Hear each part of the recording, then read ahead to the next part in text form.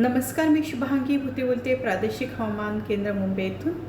आज 26 मे रोजी मान्सून मुंबईमध्ये दाखल झालेला आहे।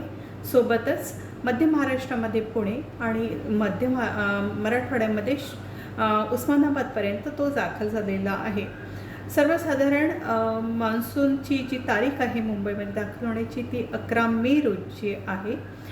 तर 75 वर्षामधला हा पहिलाच घटना आहे की ज्याच्यामध्ये 26 मे रोजी मान्सून दाखल झालेला आहे। आत्तापर्यंत सकाळी 8:30 वाजतापर्यंतच्या निरीक्षणानुसार कुलाब्याला 135 मिलीमीटर इतका पाऊस नोंदविला गेला, तर सांताक्रूजचा 33.5 इतका पाऊस नोंदविला गेला आहे। आता जे करंट सिनॉप्टिक सिच्युएशन्स आहे त्याच्या अनुषंगाने हवामान विभागाने जो ऑरेंज अलर्ट दिला होता, जो इम्पॅक्ट बघता त्याला रेड अलर्ट आजच्यासाठी, आज सकाळी 8:30 ते उद्या सकाळी 8:30 पर्यंतच्यासाठी 26 मे रोजीसाठी रेड अलर्ट जारी केलेला आहे। इवन ठाण्याला सुद्धा आणि बाकीच्या काही डिस्ट्रिक्ट्समध्ये रायगड आणि रत्नागिरीला सुद्धा पण रेड अलर्ट दिलेला आहे।